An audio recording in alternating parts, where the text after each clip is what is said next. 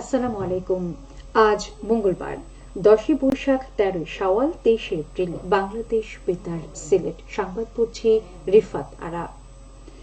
Plastic দূষণ বন্ধ করি, ধরিত্রী রক্ষা করি এই প্রতিপাদ্যকে সামনে রেখে সারা দেশের মতো সিলেটেও গতকাল পালিত হয়েছে বিশ্ব ধরিত্রী দিবস। আমাদের প্রিয় এই ধরিত্রীকে সুন্দর ও বাসোপযোগী করতে প্রতি বছর এই দিবসটি পালিত হয়। দিবসটি উপলক্ষে সরকারি ও বেসরকারি উদ্যোগের র্যালি, আলোচনা সভা সহ নানা কর্মসূচি পালিত হয়েছে। এ উপলক্ষে হবিগঞ্জে আলোচনা সভা অনুষ্ঠিত হয়। দুপুরে birds KG and high school প্রাঙ্গণে আয়োজিত এ সভায় প্রধান অতিথি ছিলেন বৃন্দাবন সরকারি কলেজের সাবেক অধ্যক্ষ অধ্যাপক মোহাম্মদ একরামুল ওয়াদুদ। দুটি বেসরকারি সংস্থা যৌথভাবে এর আয়োজন করে। উপজেলা পরিষদ নির্বাচনের দ্বিতীয় ধাপে সুনামগঞ্জ জেলার ধর্মপাশা, তাহিরপুর, বিশম্ভরপুর ও জামালগঞ্জে মনোনয়নপত্র জমা দিয়েছেন 56 জন। তাহিরপুর উপজেলা পরিষদ নির্বাচনে 13 জন মনোনয়নপত্র দাখিল করেছেন। এর মধ্যে চেয়ারম্যান পদে 7 জন, ভাইস চেয়ারম্যান পুরুষ 3 জন এবং ভাইস চেয়ারম্যান মহিলা 3 জন। ধর্মপাশায় 17 মনোনয়নপত্র দাখিল করেছেন। এর মধ্যে চেয়ারম্যান পদে 6 জন, ভাইস চেয়ারম্যান পুরুষ 6 জন এবং ভাইস চেয়ারম্যান মহিলা 5 জন। বিশম্ভরপুরে 16 জন মনোনয়নপত্র দাখিল করেছেন। এর মধ্যে চেয়ারম্যান পদে 5 জন, ভাইস চেয়ারম্যান পুরুষ 6 জন এবং ভাইস চেয়ারম্যান মহিলা 5 জন। জামালগঞ্জে 10 জন মনোনয়নপত্র দাখিল করেছেন। এর মধ্যে চেয়ারম্যান পদে 3 জন, ভাইস চেয়ারম্যান পদে পুরুষ 4 জন এবং ভাইস চেয়ারম্যান পদে মহিলা 3 জন। আগামী 21শে মে এই 4 উপজেলায় নির্বাচন অনুষ্ঠিত হবে। মনোনয়ন বাছাই হবে আগামীকাল। মনোনয়নপত্র প্রত্যাহারের শেষ সময় 30 এপ্রিল।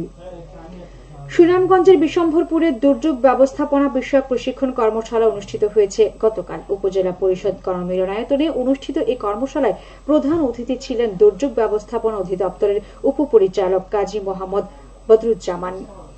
বাংলাদেশ প্রেস কাউন্সিলের চেয়ারম্যান বিচারপতি মোহাম্মদ নিজামুল হক নাসিম বলেছেন, জনকল্যাণকর সাংবাদিকতার জন্য সাংবাদিকদের অবশ্যই নীতিমালা ও দেশের প্রচলিত আইন সম্পর্কে জানতে হবে, তবেই সাংবাদিকতা দেশ ও দেশের মানুষের কাজে আসবে। গতকাল মৌলভীবাজার জেলা প্রশাসকের সম্মেলন কক্ষে গণমাধ্যমে হলুদ সাংবাদিকতা প্রতিরোধ ও বস্তুনিষ্ঠ সাংবাদিকতা শীর্ষক প্রশিক্ষণ কর্মশালায় প্রধান অতিথির বক্তব্যে তিনি একথা বলেন।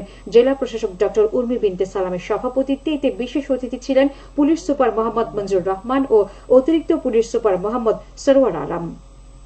স্বাগত বক্তব্য রাখেন জেলা তথ্য অফিসার আনোয়ার হোসেন ও জেলা ম্যাজিস্ট্রেট মোসাম্মদ শাহিন আক্তার। এতে 26 জন সাংবাদিক অংশ নেন। পরে তাদের মধ্যে সনদপত্র প্রদান করা হয়। জেলা প্রশাসনের সহযোগিতায় বাংলাদেশ প্রেস কাউন্সিল এর আয়োজন করে। সিলেটের বিয়ানীবাজার উপজেলার সদরপুর সড়কের পাকাকরণ কাজ শুরু হয়েছে। স্থানীয় সরকার প্রকৌশল বিভাগের তত্ত্বাবধানে এতে ব্যয় হচ্ছে প্রায় 95 লাখ টাকা। আগামী অক্টোবরের মধ্যে নির্মাণ কাজ সম্পন্ন হওয়ার কথা রয়েছে। গত কয়েকদিনের তীব্র গরমে মৌলভীবাজারের জনজীবন অতিষ্ঠ হয়ে পড়েছে। বাড়ছে জ্বর, সর্দি, কাশি, ডায়রিয়া সহ নানান রোগ। মৌলভীবাজার 250 শয্যা বিশিষ্ট জেনারেল হাসপাতালে গত 7 দিনে 270 জন রোগী ভর্তি হয়েছেন এবং বহির্বিভাগ থেকে চিকিৎসা নিয়েছেন 738 জন রোগী। জেলা civil surgeon Chowdhury Jalaluddin Morshed জানান, দাবদাহ বাড়ায় এবং বাতাসে আর্দ্রতা কমে যাওয়ায় ভ্যাপসা গরমে বিভিন্ন রোগে আক্রান্ত হয়ে জেলার সবকটি সরকারি হাসপাতালে এ পর্যন্ত প্রায় 1,500 রোগী ভর্তি আছেন। হবিগঞ্জ সদর উপজেলায় 3,000 কৃষকের মধ্যে বিনামূল্যে বীজ ও সার বিতরণ করা হয়েছে গতকাল দুপুরে উপজেলা পরিষদ সভাকক্ষে। এর উদ্বোধন করেন সংসদ সদস্য অ্যাডভোকেট মোহাম্মদ আবু জাহির। অনুষ্ঠানে বিশেষ অতিথি ছিলেন সদর উপজেলা পরিষদের চেয়ারম্যান মোহাম্মদ মুতাসসিরুল ইসলাম।